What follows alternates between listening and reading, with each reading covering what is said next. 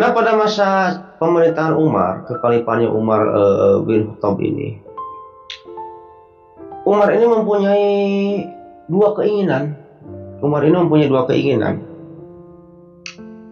yang menurut Umar sendiri itu pemikiran, bukan menurut Umar sih ya, menurut pendapat-pendapat kaum muslimin yang lain, mustahil keinginan tersebut tercapai. Keinginan yang pertama, Umar ini pengen dimakamkan di kamar Aisyah gitu. Umar ini selalu berangan-angan, nanti jika saya meninggal atau wafat gitu ya, saya pengen dimakamkan di kamar Aisyah. Itu keinginan yang pertama. Keinginan yang kedua, Umar ini pengen mati syahid. Yang dimana ketika itu Umar ini kan khalifah. Gak mungkin gitu khalifah mati syahid menurut logika gitu. Karena apa gitu? Umar ketika itu tinggalnya ini di mana? Di Madinah. Dan ketika itu umat Madinah gitu, Mekah, Jazirah Arab ini, kalau orang non muslim gak boleh masuk ke sana gitu. Siapa yang mau ngebunuh Umar ketika itu ya, kan khalifah mah gak boleh berperang gitu ya. Kalau khalifah mah ketika itu gak boleh berperang.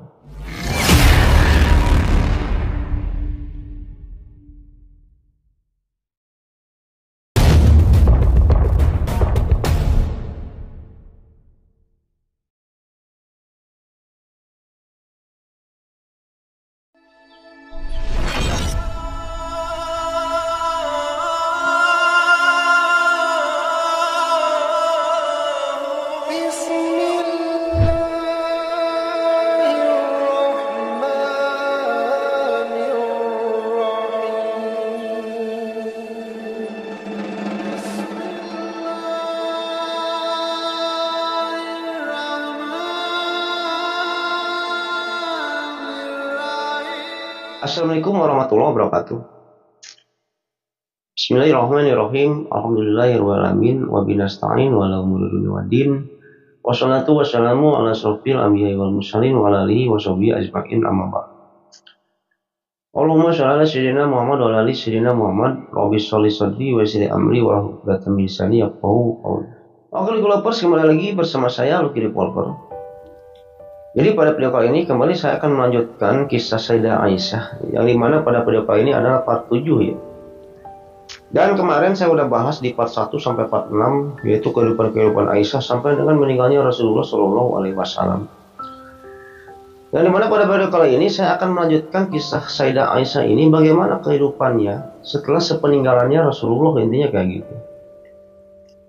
Ya mungkin sebelum lanjut ke ceritanya, tak bosan-bosan saya mengingatkan kepada Golopers semua ya.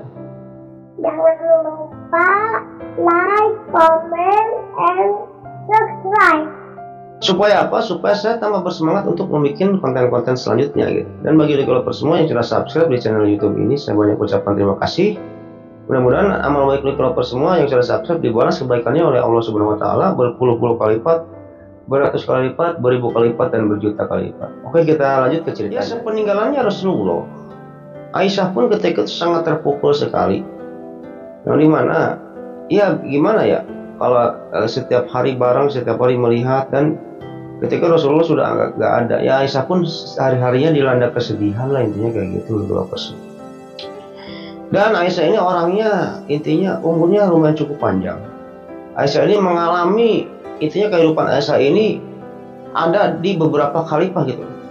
Di masanya Abu Bakar gitu, di masanya Umar, di masanya Utsman dan Ali gitu. Aisyah pun masih hidup. Umurnya lumayan cukup panjang. Nah, bagaimana kehidupan Aisyah ini sepeninggalannya Rasulullah ini, kita akan ceritakan di masa pemerintahannya Abu Bakar. Nah, jadi ketika Rasulullah ini meninggal, Rasulullah ini menunjuk langsung gitu Abu Bakar untuk menjadi khalifah umat Islam ketika itu. Ketika Rasulullah ini meninggal, pernah semua istri-istri Nabi, istri Rasul ini mengutus Utsman untuk memintakan warisan kepada Abu Bakar gitu. Diutuslah Utsman untuk memintakan warisan Nabi Muhammad ini oleh istri-istri Nabi yang lain selain Aisyah. Melihat hal tersebut, Aisyah pun ketika itu menegurnya gitu, dan mengingatkan semua istri-istri Nabi, semua madunya itu. Ingat gak, suami kita mah gak meninggalkan warisan gitu.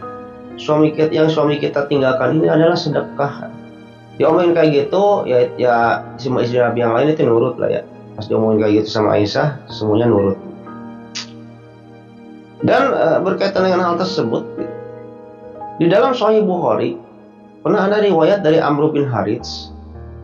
Ketika itu pernah mengatakan bahwa sesungguhnya Rasulullah ini tidak meninggalkan dinar maupun dirham atau hamba sahaya, kecuali sesuatu yang telah ditetapkan Allah gitu, yang dikhususkan baginya, yaitu apa? Pai, harta pai gitu. Jadi pai ini yaitu harta yang didapat oleh kaum muslim dari non muslim gitu, dalam keadaan damai, tidak perang dulu lah.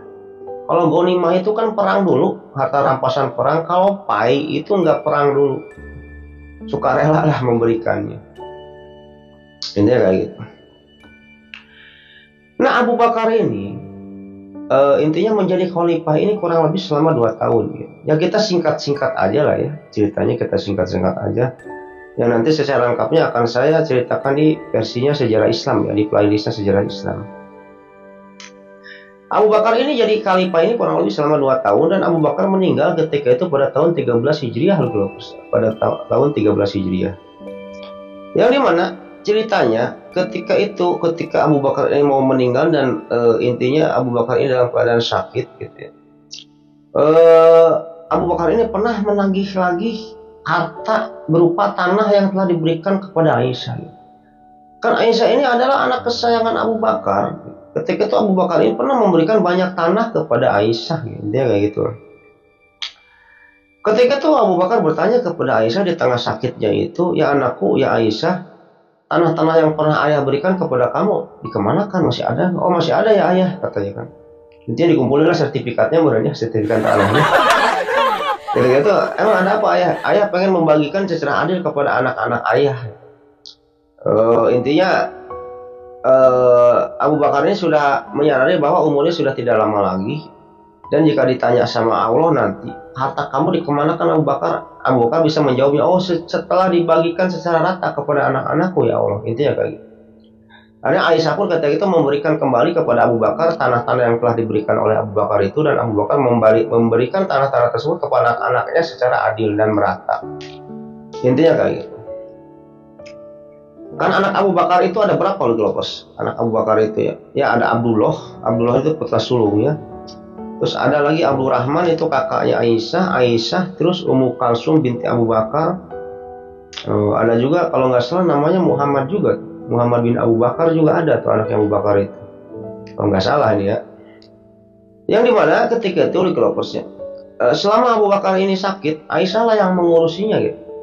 Aisyah itu mengurusi Abu Bakar selama sakit itu gitu. Dan dalam kondisi sakit ketika itu Abu Bakar ini pernah bertanya kepada Aisyah gitu. Ya Aisyah, berapa lembar kain yang engkau kapani Rasulullah ketika meninggal? Intinya kayak gitu lah. Rasulullah ini ketika meninggal dikapani oleh berapa lembar kain, kata Abu Bakar ketika itu. Ketika itu Aisyah menjawab dengan 3 lembar kain, ya ayah gitu ya. 3 lembar kain putih dari Yaman gitu, yang berasal dari Yaman, tanpa baju dan tanpa penutup kepala atau sorban, kata Aisyah ketika itu. Ketika itu Abu Bakar bertanya lagi di tengah sakitnya itu kepada Aisyah gitu. Ya Aisyah, Rasulullah ini meninggal hari apa ya, katanya. Ketika itu Aisyah menjawab hari Senin ya ayah, katanya, kata Aisyah. Terus Abu Bakar bertanya lagi gitu kepada Aisyah gitu. Ya Aisyah, sekarang hari apa, katanya. Oh sekarang hari Senin ya ayah, katanya.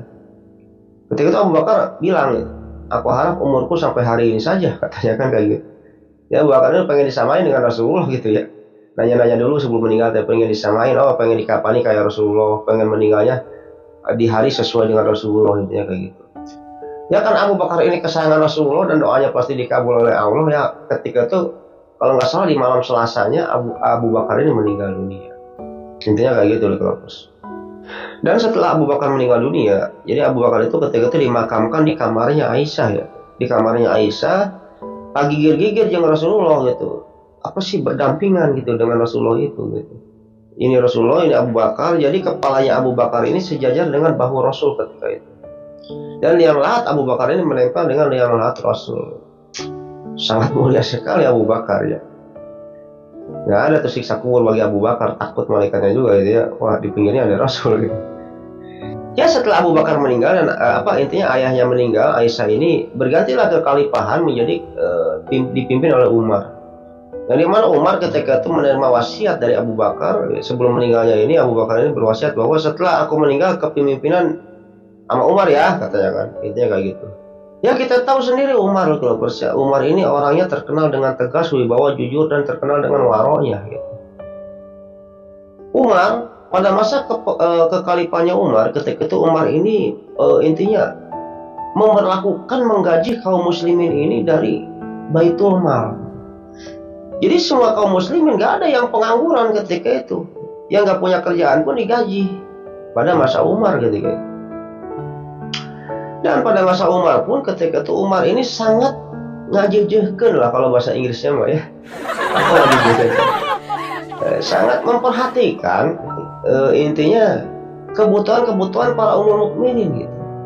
Ada dua riwayat di kalau yang diriwayatkan dari kitab Al-Kharaj dari Imam Abu Yusuf. Riwayat pertama ini, jadi semua ke-9 istri-istri Nabi ketika itu dikasih upah, bukan upah sih ya, gaji gitu. Gaji atau dikasih uang gitu ya. Untuk per tahunnya ini 12.000 dinar dalam setahun.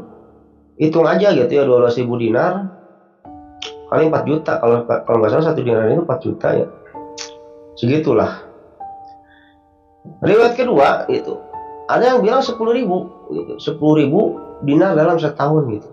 Digajilah istri-istri Nabi, ke-9 istri-istri Nabi ini oleh Umar.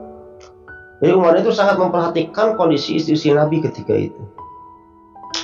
Akan tetapi ketika itu posisinya Aisyah mah dibedakan. Jadi gaji Aisyah mah dibedakan dengan gaji ummul mukminin lain gitu. Kalau ummul mukminin lain misalnya gajinya 10.000, kalau Aisyah mah ditambah 2.000. Jadi 12.000 dinar. Karena apa? Umar mengetahui ketika itu Aisyah itu istri kesayangan Nabi. Spesial buat Aisyah mah ya. Itu kayak gitu. Selain itu, ya, Aisyah juga pernah mengatakan bahwa gitu, di masa kekhalifahannya Umar itu sering memberikan kami istri-istri Nabi ini. Jadi Umar sering menyiapkan 9 keranjang. Yang dimana keranjang-keranjang tersebut isinya itu buah-buahan, makanan pokok, dan dibagikan kepada masing-masing istri-istri Nabi. Selain dari uang itu, Umar juga sering membagikan makanan kepada istri-istri Nabi itu ya. Kalau Umar lagi nyembelih unta atau apa gitu, dagingnya suka dikasihin kepada istri-istri Nabi itu. Intinya kayak gitulah, dijajahkan lah pada masa kekhalifahannya Umar ini, istri-istri Nabi ini dijajahkan. Nah, Lovers, mungkin cerita tentang Umar ini, Umar, Abu Bakar, Utsman, Ali nanti akan saya ceritakan di episode tersendiri lah ya. Saya sekarang hanya membahas secara singkat-singkat aja lah ya. Dan yang dimana untuk pada video kali ini gitu ya, jika suara saya kedengaran serak-serak basah gitu, mohon maaf lah ya, karena saya sedang flu, batuk, pilek, dan habis sakit juga. Oke, kita lanjut ceritanya nih kalau bisa. Nah, pada masa pemerintahan Umar, kekhalifahannya Umar bin Khattab ini, Umar ini mempunyai dua keinginan. Yang menurut Umar sendiri itu pemikiran, bukan menurut Umar sih ya, menurut pendapat-pendapat kaum muslimin yang lain, mustahilah keinginan tersebut tercapai. Keinginan yang pertama, Umar ini pengen dimakamkan di kamar Aisyah gitu. Umar ini selalu berangan-angan nanti jika saya meninggal atau wafat gitu ya, saya pengen dimakamkan di kamar Aisyah. Itu keinginan yang pertama. Keinginan yang kedua, Umar ini pengen mati syahid. Yang dimana ketika itu Umar ini kan khalifah. Gak mungkin gitu khalifah mati syahid menurut logika gitu. Karena apa gitu? Umar ketika itu tinggalnya ini di mana? Di Madinah. Dan ketika itu umat Madinah gitu, Mekah, Jazirah Arab ini kalau orang non muslim nggak boleh masuk ke sana gitu. Siapa yang mau ngebunuh Umar ketika itu ya, kan khalifah mah nggak boleh berperang gitu ya. Kalau khalifah mah ketika itu nggak boleh berperang. Jadi Umar mendoanya kayak gitu, saya pengen mati saya di kotanya Rasul gitu, di negaranya Rasul gitu. Absah pun protes, ayah emang bisa gitu, mati syahid gitu di sini gitu. Ayah nggak pernah ikut perang dan lain sebagainya. Kalau itu misalnya keinginan itu tulus dalam hati, ya mungkin Allah bakal mengabulkannya, kata Umar ketika itu kayak gitu. Yang kedua, Umar pengen apa tadi, dimakamkan di kamar Aisyah bareng dengan teman-temannya itu, Abu Bakar dan Rasulullah gitu, bareng lah. Tapi masalahnya ketika itu, jadi di kamarnya Aisyah ini tersisa satu ini lagi lah, satu tanah kuburan lagi, cukup untuk satu orang. Dan Aisyah merencanakan kuburan yang satu laginya itu untuk Aisyah ya, untuk dia. Jadi nanti Aisyah rencananya suaminya Nabi Muhammad, Abu Bakar, terus Aisyah di pinggirnya itu. Ketika itu Umar ini mengutus intinya Abdullah bin Umar. Umar itu ketika itu mengutus Abdullah bin Umar datang ke Aisyah. Anakku, ngomong dong ke Aisyah, Khalifah Umar pengen dimakamkan di sini katanya, kamarnya Aisyah. Akhirnya datang Abdullah bin Umar ketika itu kepada Aisyah, ya Aisyah, Khalifah Umar ayah saya pengen dimakamkan di kamar kamu bareng dengan Abu Bakar dan Rasulullah. Ketika itu Aisyah pun menolak ya. Karena apa? Sampaikan kepada Umar, intinya kuburan yang satu lagi ini untuk saya, kata Aisyah. Nah, disampaikanlah kepada Umar ketika itu ya. Disampaikan kepada Umar, ayah, itu yang satu lagi mah buat Aisyah katanya, kuburannya, katanya kayak gitu, kata Abdullah bin Umar itu. Dan sudah lah ya, kejadian tersebut berlalu. Kita kembali ke versi yang lain. Bagaimana si Umar ini meninggal gitu kan? Umar bin Khattab ini meninggal bagaimana? Pada masa pemerintahannya Umar, ketika itu umat Muslim ini lagi gencar-gencarnya, intinya menginvasi lah. Ke Persia, ke Romawi, perang gitu ya, menginvasi gitu. Ada salah satu gubernur Irak, di Irak itu gubernur namanya Mughirah bin Syubah gitu. Nah ketika itu umat Muslim ini kekurangan pandai besi lah, mencecer orang lah ya. Pandai besi itu apa? Tukang nyianan pedang gitu, tukang membuat pedang, perisai, tombak dan lain sebagainya. Kekurangan pandai besi gitu. Mughirah bin Syubah mengetahui umat Muslim di Madinah kekurangan pandai besi, orang yang tukang membuat pedang lah, intinya kayak gitu. Ketika itu Mughirah bin Syubah ini nelpon Umar lah, nge-WA lah gitu ya. Mar, ini gua punya budak, tapi non Muslim, orang Majusi gitu. Tapi dia jago bikin pedangnya jago gitu. Itu pedangnya Kitenitsu Rugin Batosa itu dia yang buat katanya. Kata si Mughirah bin Syubah ini kepada Umar. Akhirnya dengan pertimbangan yang matang, ya udah kesiniin aja katanya si budaknya itu. Nah budak itu bernama Abu Lu'lu'ah. Si Abu Lu'lu'ah akhirnya dikirimlah ke Umar, ke Madinah gitu. Dikirim. Nah di Madinah itu membuat besi, membuat pedang-pedang buat kaum Muslim, bagus bikinannya gitu. Pedangnya itu tajam-tajam gitu. Bikinan si Abu Lu'lu'ah tuh. Akhirnya pada suatu ketika Abu Lu'lu'ah ini ngadu ke Umar. Jadi Abu Lu'lu'ah ini gitu ya, Abu Lu'lu'ah ini kalau nggak salah kan diperbolehkan nih sama, kan Abu Lu'lu'ah itu budaknya si Mughirah bin Syubah itu. Lu sekarang kerja di Umar di Madinah, tapi kamu perharinya harus bayar intinya pajak lah. Pajak kepada saya yaitu 100 dirham. Ya kalau 100 dirham itu kalau nggak salah berapa ya? 1 dirham itu 4.000 ya. 4.000 kalau nggak salah 1 dirham itu.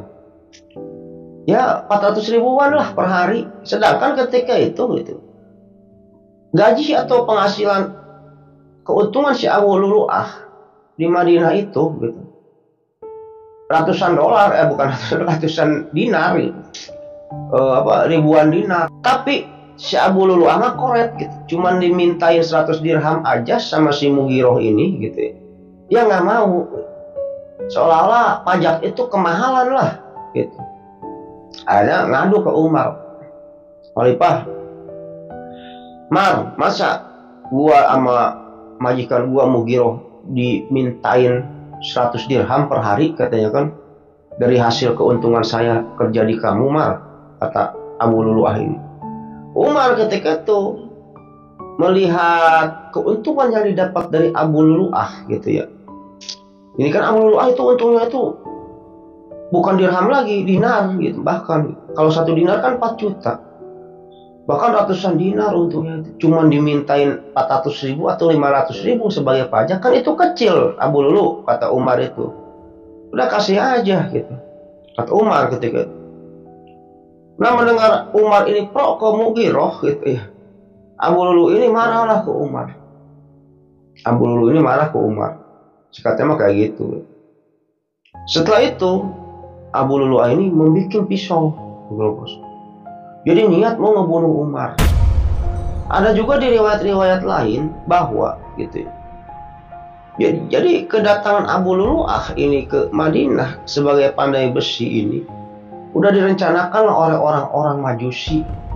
Karena orang-orang Majusi itu sudah ditaklukkan oleh kaum muslimin, sehingga ada riwayat lain udah terencana lah. Banyak pandai-pandai besi orang-orang Majusi ini yang bekerja kepada kaum muslimin. Jadi kapan-kapan gua tikam nih orang muslimin, intinya kayak gitulah. Ada juga riwayat kayak gitu, hal tersebut sudah terencana. Akhirnya ketika itu Abu Lulu'ah ini membuat pisau bermata dua gitu. Pisau bermata dua, dan ketika itu pisaunya itu dilumuri racun. Dilumuri racun, jadi kalau ada orang yang ketusuk pisau itu 99,9% pasti meninggal, nyawanya tidak akan terselamatkan karena racunnya sangat ganas gitu ya. Udah gitu pisaunya ini bermata dua, kalau ditusuk diputar kayak gitu, dicabut itu ususnya itu amburadul lah intinya kayak gitu. Ketika Abu Lulu'ah ini sedang membuat pisau itu, sempat ketahuan sama Umar sebenarnya. Ada juga riwayat kayak gitu. Abu Lulu'ah ini lagi ngasah pisau, lagi buat pisau itu gitu ya. Umar ketika itu ngelewat, tahu nih Abu Lulu'ah sedang membuat pisau itu, pisau bermata dua.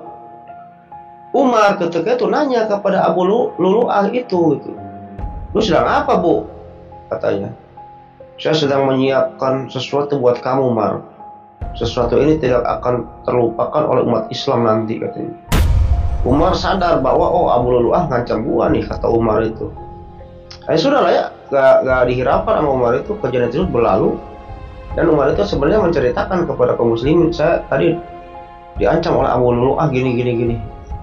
Ya ini kan karena dia budaknya Mugiroh bin Syubah itu ya, sudah lah ya, kejadian tersebut berlalu. Akhirnya lovers ketika itu, kalau nggak salah ketika sholat subuh, ketika itu Umar menjadi imam. Di riwayat ketika itu Abu Lulu'ah ini pura-pura sholat gitu, menyelinap di barisan kaum muslimin. Dan ada juga riwayat ketika itu Abu Lulu'ah ini nggak sholat, tapi ada di pinggirnya imam ketika itu, di tempat yang gelap lah, intinya kayak gitu. Ketika Umar takbiratul ihram gitu, Allahu Akbar, langsung ditusuk Umar ini sama Abu Lulu'ah itu. Ditusuk, jeluk gitu. Setelah ditusuk, diputar tuh pisaunya itu, diputar. Jadi kan pisaunya kan bermata dua, gini nih. Kalau ditusuk kayak gitu, diputar, ususnya kan muter. Udah gitu ditekan lagi, jadi di riwayat dari belakang itu tembus ke depan. Dari belakang Umar tembus ke depan ke perutnya Umar itu. Udah gitu dicabut pisaunya, bawah merentah usus Umar itu ke bawah. Akhirnya ketika itu intinya karena ketika itu gelap itu, di masjid itu nggak ada lampu ya. Karena ketika di masjid itu gelap, ya jarang orang yang mengetahui kalau kejadian itu jarang gitu, nggak ada gitu. Hanya barisan jamaah barisan depan aja. Akhirnya ketika itu dikejar lah ya. Wah itu Umar, khalifah kita telah dibunuh gitu, mau ada orang yang membunuhnya. Dikejar. Dan di riwayat juga ada puluhan orang muslim ini kayak kena sabetan pisaunya itu gitu. Ketika si Abu Lulu'ah ini dikejar, dia ngelawan gitu. Ngelawan, pisaunya itu digitu-gitu gitu. Ada yang kena sayat, ada yang terluka gitu. Kan pisaunya itu beracun gitu. Akhirnya Abu Lulu'ah itu ketika ngamuk kekituan nih, dilempar pakai sorban. Udah Abu Lulu'ah ini mau kena, udah jatuh mau kena, udah mau dipukulin gitu Abu Lulu'ah itu ya. Dia bunuh diri. Jadi dia menusuk lehernya sendiri. Mati lah Abu Lulu'ah itu, mati. Akhirnya Khalifah Umar ini lagi sekarat. Lanjutkan sholat kata Umar itu.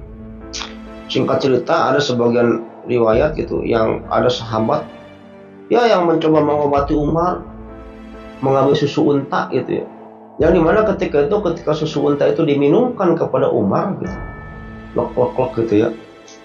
Jadi susu unta itu keluar lagi di perutnya gitu. Karena tadi bolong itu perutnya ditusuk sama pisau. Di setengah sakaratul mautnya gitu, ketika Umar itu lagi sakit gitu ya, Umar itu mengutus lagi yang tadi anaknya itu Abdullah bin Umar ke Aisyah gitu. Ini kalau Aisyah gak mau juga, udah bawa aja ranjang saya ke kamarnya Aisyah gitu, kuburkan saya di sana, bawa keranda saya atau ranjang saya ini bawa gitu, dimakamkan di kamarnya Aisyah. Ketika itu Aisyah intinya mengetahui lah Umar ini mau meninggal, dan Abdullah bin Umar ini ngomong kepada Aisyah, ya Aisyah, sekarang yang meminta kepada kamu, orang yang meminta kepada kamu untuk dikuburkan di kamar kamu ini bukan Khalifah Umar, bukan Khalifah gitu, tapi Umar bin Khattab gitu. Jadi Umar ketika itu mengatasnamakan dirinya, bukan mengatasnamakan Khalifah gitu. Umar bin Khattab lah yang ingin dimakamkan di kamar kamu, bukan seorang Khalifah tapi seorang Umar bin Khattab. Ketika itu Aisyah berpikir-pikir, akhirnya ya udahlah bolehlah katanya. Kata Aisyah itu ya udahlah bolehlah, kalau buat Umar bolehlah, ntar saya dimakamkannya di mana aja lah, kata Aisyah ini. Akhirnya singkat cerita dimakamkanlah ya Umar ini di kamarnya Aisyah, bertiga tuh, Rasulullah, Abu Bakar, dan Umar. Ini kayak gitu. Ya itu keinginan Umar tercapai ya, tercapai. Mati syahid dan dikuburkan di kamarnya Aisyah bareng dengan Abu Bakar dan Rasulullah. Ya itulah Umar bin Khattab, belum kilo persen sahabat Nabi, pejuang Islam yang dulunya musuh Islam, bisa menjadi sahabat Nabi dan dikuburkan bareng dengan Nabi. Musuh Islam dulunya gitu, bisa dikuburkan sejajar dengan Nabi, bareng dengan Nabi. Intinya kayak gitu loh. Jadi nasib orang atau hidayah mah siapa yang tahu lah. Intinya gitu loh. Dan Umar ini gitu ya, semasa hidupnya ketika dia ini masuk Islam, dia ini terkenal dengan juhud dan waroknya gitu. Kalau A, B, halal ya haram, intinya kayak gitu. Kan Umar mah orangnya tegas. Dia sedikit cerita aja ketika itu, ketika masa-masanya Rasulullah itu masih hidup dan umat Islam ini sebelum hijrah ke Madinah gitu ya. Kan Rasulullah ini mengirim utusan untuk mengajarkan orang Madinah ini Islam. Setelah banyak terkumpul orang Madinah ini pada masuk Islam, utusan Rasul ini memberikan kabarlah kepada Rasul ini, ya Rasulullah, ini di Madinah siap menyambut Anda, orang-orang Madinah hampir semua masuk Islam nih, kata utusan Rasul ini. Akhirnya kan hijrah. Umat-umat muslim ini dari Makkah ini pada hijrah ke Madinah gitu, yang dinamakan muhajirin nantinya gitu. Dalam hijrah itu nggak segampang kita pindah rumah gitu ya, enggak gitu. Kalau ketahuan ada yang disiksa ya kilo persen, ada yang disiksa. Kalau ketahuan oleh Abu Jahal, Abu Sufyan, Abu Lahab, Ikrimah, Hindun dan lain sebagainya gitu ya, pentolan-pentolan Quraisy lah ya. Ada umat Islam mau hijrah ke Madinah disiksa gitu. Ada umat Islam mau hijrah ke Madinah nggak boleh gitu. Pernah juga ada umat Islam yang kaya raya ketika itu, namanya Abdurrahman bin Auf. Dia udah bawa hartanya semuanya mau hijrah ke Madinah gitu. Kena nih oleh orang-orang kafir Quraisy, kena gitu. Lu mau kemana katanya? Gue mau hijrah, kata Abdurrahman bin Auf gitu. Yaudah, kamu boleh hijrah asal tinggalkan harta kamu. Hanya kan ditinggalkan hartanya. Saya nggak butuh dengan harta ini, kata Abdurrahman bin Auf ketika itu. Banyak gitu kan orang yang mau hijrah udah bawa harta, suruh ditinggalkan hartanya ini. Ya udah dirampasin tuh sama orang-orang kafir Quraisy ketika itu. Makanya ketika itu kebiasaan Rasulullah gitu ya, ketika sudah hijrah di Madinah, suka menghadang kafilah dagang kafir Quraisy, suka menghadang gitu. Karena apa? Rasulullah ini ingin membalaskan, ingin merebut kembali harta-harta umat muslim yang telah dirampas oleh orang-orang kafir Quraisy sewaktu umat muslim tersebut masih hijrah. Intinya kayak gitu. Akan tetapi ketika itu Umar bin Khattab berbeda gitu. Ketika dia mau hijrah gitu, Umar mah gak sembunyi-sembunyi gitu. Ketika Umar bin Khattab mau hijrah, ya ketika itu Umar bin Khattab hijrah ini gak sendiri sih gitu. Bareng dengan beberapa orang lah, ada 20 sampai 22 orang ketika itu. Tapi arelehan ya, gak pada bisa berantem gitu. Intinya yang 20 sampai 22 orang itu. Ya salah satunya Hunais bin Hujaifah, yaitu suaminya Hafsah ya, suaminya Hafsah. Terus Zaid bin Khattab, abangnya Umar. Ada juga Sa'id bin Zaid dan sebagainya. Ya kurang lebih ada 20 sampai 22 orang. Ketika mau hijrah, Umar mah beda dengan yang lain. Orang masih sembunyi-sembunyi gitu. Dia mah enggak terang-terangan. Jadi sebelum hijrah, Umar mah sholat dulu di Ka'bah. Setelah sholat di Ka'bah, pamitan tuh ke pentolan-pentolan Quraisy. Ke Abu Bakar, ke Abu Sufyan pamitan, ke Abu Jahal pamitan gitu. Ke Abu Lahab pamitan. Bukan pamitan dulu Umar. Gua mau hijrah ya, katanya kan. Lu kalau mau menghadang gua, ayo gua tunggu di belakang tuh, di lembah. Yuk, katanya kan, kata Umar. Siapa yang mau jadi anaknya jadi yatim, istrinya jadi janda, hadang gua, katanya kan. Ayo kita perang, kata. Gak ada yang berani gitu. Ketika itu sama Umar gak ada yang berani. Ya itulah Umar bin Khattab di Gropers. Intinya kayak gitu. Setelah Umar ini meninggal dunia, kekhalifahan ini digantikan oleh Utsman bin Affan. Yang dimana ketika itu Utsman bin Affan ini memimpin sebagai khalifah ini kurang lebih selama 12 tahun. Di paruh pertama, di 6 tahun pertama ini, kepemimpinan Utsman ini berjalan dengan baik lah ya. Apa yang telah diterapkan oleh Umar gitu ya, yang diterapkan juga oleh Utsman ketika itu. Dan berhubungan dengan kekhalifahannya Utsman ini gitu, Aisyah pernah meriwayatkan wasiat Rasulullah ini kepada Utsman gitu. Ketika itu Rasulullah ini pernah bersabda bahwa, Utsman, sesungguhnya Allah akan mengenakan suatu pakaian kepada kamu. Jika ada manusia yang ingin mencopot pakaianmu itu, janganlah kamu tanggalkan pakaianmu itu. Hal tersebut diulang oleh Rasul ini selama 3 kali. Sebanyak 3 kali. Hal tersebutlah intinya kisi-kisi dari Rasul bahwa nanti di kekhalifahannya Utsman ini bakal ada chaos lah. Intinya kudeta lah. Orang-orang yang ingin mengkudeta pemerintahnya Utsman ini. Intinya kayak gitu loh, guys. Pada masa pemerintahan Utsman, ada orang-orang atau anak muda yang berbakat, yang hebat, yang siap untuk membela Utsman. Sebenarnya anak muda ini gitu, pada masa pemerintahannya Abu Bakar juga selalu membela kekhalifahan yang dipimpin oleh siapa, selalu membela gitu. Jadi anak muda ini, orang-orang ini adalah yang pertama Abdullah bin Jubair, yang kedua Muhammad bin Abu Bakar, yang ketiga Marwah bin Hakam, yang keempat Muhammad bin Abu Hujaifah, dan Sa'id bin Al-As. Orang-orang inilah ya yang nantinya bakal menjadi intinya pembela lah bagi khalifah ini. Akan tetapi ketika itu di Kelopersya, banyak orang-orang yang berpendapat bahwa pada masa kekhalifahan yang dipimpin oleh Utsman bin Affan ini intinya melakukan sesuatu hal nepotisme lah, yang dimana atas hal tersebutlah nantinya akan terjadi perang yang disebut perang Jamal. Nanti akan saya jelaskan apa sebab-sebabnya sehingga terjadinya perang Jamal itu, gitu di Kelovers. Yang dimana ketika itu adalah suatu kecemburuan gitu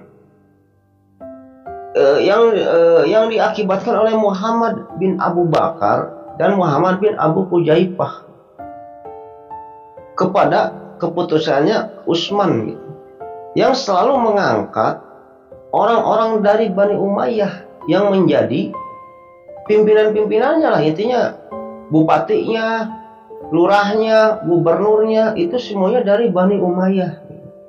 Gue juga ingin dong gitu kan diangkat jadi gubernur gitu.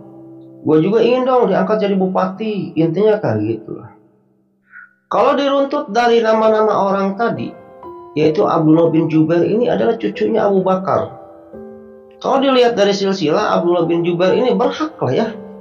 Jadi apa kayak gitu, jadi gubernur atau jadi apa, cucunya Abu Bakar gitu kan.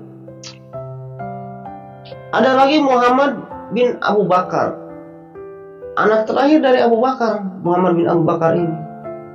Adanya Aisyah, ya gue jadiin bupati kayak gitu kan, kata Muhammad bin Abu Bakar itu gitu. Akan tetapi ketika itu Utsman menunjuk pemimpin-pemimpin daerah lah, intinya kayak gitu ya, kayak bupati, kayak gubernur, kayak menteri-menterinya gitu, dikhususkan dari orang-orang Bani Umayyah, intinya kayak gitu di Kelovers. Ya kayak Marwah bin Sa'id ya, bin As gitu, mendapatkan kedudukan. Terus Marwah bin Hakam, Sa'id bin As itu memiliki kedudukan dan lain sebagainya. Tapi orang-orang yang di luar Bani Umayyah tidak memiliki kedudukan. Ini kayak gitulah. Inilah yang menyebabkan Muhammad bin Abu Bakar dan Muhammad bin Abu Hujaifah ini berserikat untuk memberontak terhadap pemerintahannya Utsman itu. Intinya kayak gitu. Paham gak nih lu Kelovers? Jadi kan lu Kelovers ya, kalau direntat dari silsilah gitu ya, ya kan Muhammad ini punya ayah Abdullah Muhammad bin Abdul Muthalib bin Hashim bin Abdul Manaf bin Qusay bin Kilab ya, bin Murrah ya, bin Luwai bin Ghalib bin Fir bin Malim bin Anadar bin Kinanah gitu ya.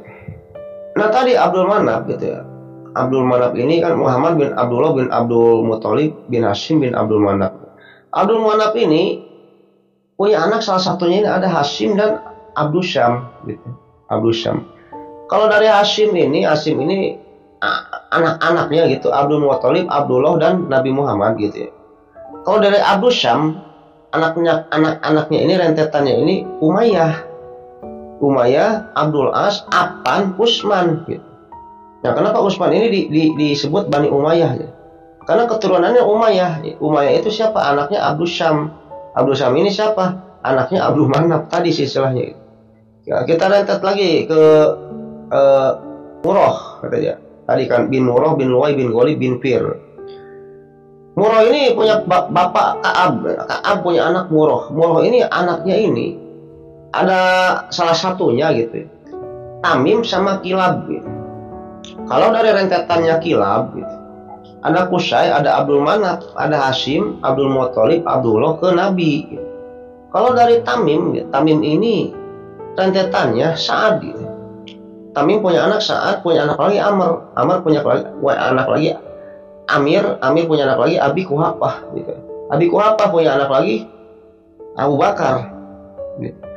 Dari rentetannya Umar sama Khattab, dari Luwai punya anak Ka'ab punya anak lagi Murrah sama Adi, salah satunya gitu ya, Murrah sama Adi. Dari rentetan Murrah tadi ke Nabi Muhammad, Kilab, Qusay, Abdul Manaf, Hashim, Abdul Muthalib, Abdullah dan Nabi Muhammad. Kalau dari Adi, Lijah, Qut, Abdullah, Riyah, Abdul Uja, Naufal punya anak lagi Khattab, punya anak lagi Umar gitu. Makanya Umar bin Khattab dari Bani Adi, tadi anaknya Ka'ab dari Luwai. Nah pada masa pemerintahan Utsman gitu ya, orang-orang dari keturunan Muawiyah gitu, Umayyah, Bani Umayyah tadi, Abdul Syam Umayyah, Abdul As, Affan, Utsman. Nah dari keturunan Umayyah ini rentetannya ini selalu dijadikan pimpinan-pimpinan. ketika itu, sehingga hal tersebut mengakibatkan syirik lah, syirik para kabilah-kabilah atau para bani-bani yang lain gitu, kayak Bani Sa'ad syirik, Bani Tamim gitu ya, turunannya Abu Bakar gitu ya, Abu Kuhafah, terus kayak dari Umarnya, dari Bani Adinya nggak ada gitu. Sehingga ketika itu terjadilah perpecahan antara suku. Ini Utsman mengangkatnya kok dari Bani Umayyah terus gitu, ngangkat lurah, ngangkat bupati, ngangkat gubernur gitu, ngangkat menteri-menteri dari Bani Umayyah terus gitu. Sehingga tadi Muhammad bin Abu Bakar dan Muhammad bin Abu Hujaifah bersatu berserikat dan mencari kolega-kolega untuk apa? Untuk memberontak terhadap pemerintahnya Utsman, karena merasa Utsman ini nepotisme lah gitu. Akhirnya ketika itu terjadilah banyak perang-perang kecil antar suku. Terus masing-masing suku suka membanggakan kabilah-kabilahnya. Jagoan kalian ge Bani Tamim daripada Bani Umayyah mah enak aja. Jagoan juga Bani Adi, enak aja gitu kan. Jagoan juga kita akhirnya terjadi geng-gengan lah ketika itu. Hal tersebut terjadi karena apa? Hal tersebut karena ketika itu anak-anaknya para sahabat Nabi gitu ya. Anak-anaknya para sahabat Nabi ini tidak sejuhud, tidak sewaro, tidak selegowo sahabat-sahabat atau ayah-ayahnya. Kalau ayah-ayahnya mah gitu ya, sahabat-sahabat Nabi, sahabat-sahabat senior gitu ya, mau dipimpin oleh siapa aja ya monggo gitu kan, sok lah legowo, asal satu Islam satu Islam gitu. Tetapi ketika Nabi sudah meninggal dan ayah-ayahnya sudah meninggal, anak-anaknya inilah gitu ya, anaknya Abu Bakar gitu, anaknya Utsman, terus Abu Hujaifah, ini pada berebut kekuasaan gitu. Karena tidak tertanamnya sifat legowo atau sifat taat kepada pemimpin, sifat zuhud, sifat waro, sifat ikhlas dan lain sebagainya seperti ayah-ayahnya terdahulu, intinya kayak gitu loh. Sehingga ketika itu keadaan menjadi kacau balau. Umat Islam terpecah menjadi suku-suku kecil, bukan suku-suku kecil sih. Terpecah menjadi blok-blok. Ini bloknya Bani Adi, ini bloknya Bani Umayyah gitu. Ini bloknya Bani Hashim. Terutama ketika itu yang paling syirik kepada pemerintahannya Utsman ini adalah orang-orang dari Quraisy. Kalau Quraisy ini kan dari Fir, ya. Kalau Quraisy ini kalau keturunannya Nabi, Quraisy ini kalau di sejarah-sejarah ini dari Sipir. Muhammad bin Abdullah bin Abdul Muthalib bin Hashim bin Abdul Manaf bin Qusay bin Kilab bin Murrah bin Ka'ab bin Lu'ay bin Ghalib bin Fir. Nah, Fir itu Quraisy, itu loh Mas. Fir itu Quraisy. Orang-orang Quraisy pada masa pemerintahannya Utsman tidak mendapat jabatan lah, intinya kayak gitulah. Sehingga kacau ketika itu ya, keadaan kacau. Banyak terjadi perang-perang kecil, banyak terjadi geng-gengan antar suku. Di tengah kacau dan hiruk pikuknya umat Islam ketika itu, muncullah seseorang yang bernama Abdullah bin Saba al-Yahudi. Muncul untuk menjadi apa sih Kurunius Abdullah bin Saba al-Yahudi ini? Untuk menjadi kompor yang akan memecah belah umat muslim pada masa pemerintahannya Utsman ini. Intinya kayak gitu loh guys. Nah, mungkin bagaimana eksistensinya si Kurunius Abdullah bin Saba al-Yahudi ini gitu. Dan bagaimana caranya Abdullah bin Saba al-Yahudi ini memecah belah atau mengadu domba umat muslim. Yang dimana kan di riwayat Abdullah bin Saba al-Yahudi ini, atau bisa disebut Abdullah bin Saba gitu ya, pura-pura masuk Islam gitu ya, kayak gitu. Ya bagaimana eksistensinya mungkin nanti akan saya ceritakan di part selanjutnya gitu loh, Kelompers ya, di part selanjutnya. Ya mungkin cerita pada video kali ini cukupkan sekian dulu di Kelompers ya. Nah, terima kasih kepada Kelompers semua yang sudah menonton video ini sampai dengan selesai gitu ya. Dan sebelum videonya saya tutup, atau bosan-bosan saya mengingatkan kepada Kelompers semua ya, jangan lupa like, comment, and subscribe. Supaya apa? Supaya saya tambah bersemangat untuk membuat konten-konten selanjutnya gitu. Dan bagi developer semua yang sudah subscribe di channel YouTube ini, saya banyak ucapan terima kasih. Mudah-mudahan nama baik developer semua yang sudah subscribe dibalas kebaikannya oleh Allah Subhanahu wa taala berpuluh-puluh kali lipat, beratus kali lipat, beribu kali lipat, dan berjuta kali lipat. Dan sebelum video saya tutup, saya akan mendoakan kepada developer semua gitu ya. Allahumma inna nas'aluka bi anna lakal hamdu la ilaha illa anta wa la syarika laka mulku samawati wal ardh dzul jalali wal ikram ya hayyu ya qayyum. Allahumma sholli ala sayyidina wa habibina wa syafiina wa karimina wa maulana Muhammad wa sallallahu alaihi wa sallam bismillahi ajmain. Ya mudah-mudahan developer semua diberikan kesehatan, diberikan umur yang panjang, diberikan rezeki yang melimpah. Dan bagi developer semua yang sedang sakit, mudah-mudahan diambil penyakitnya dan tidak disakitkan lagi oleh Allah Subhanahu wa taala sampai dengan wafat gitu ya. Dan yang masih sehat mudah-mudahan diperpanjang nikmat sehatnya oleh Allah Subhanahu wa taala gitu ya, yang tidak disakitkan lagi juga sampai wafat.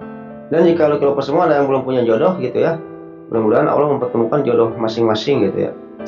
Jika seorang pria dipertemukan dengan seorang wanita yang baik, yang cantik, yang solehah, yang sayang kepada suami gitu ya.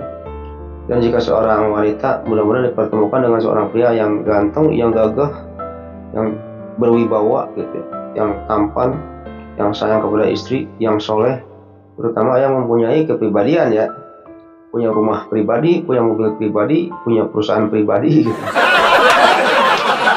Dan yang paling utama mudah-mudahan kita semua termasuk saya nantinya dikumpulkan dalam surganya Allah Subhanahu wa taala dan mendapatkan syafaat darinya nanti di hari akhir.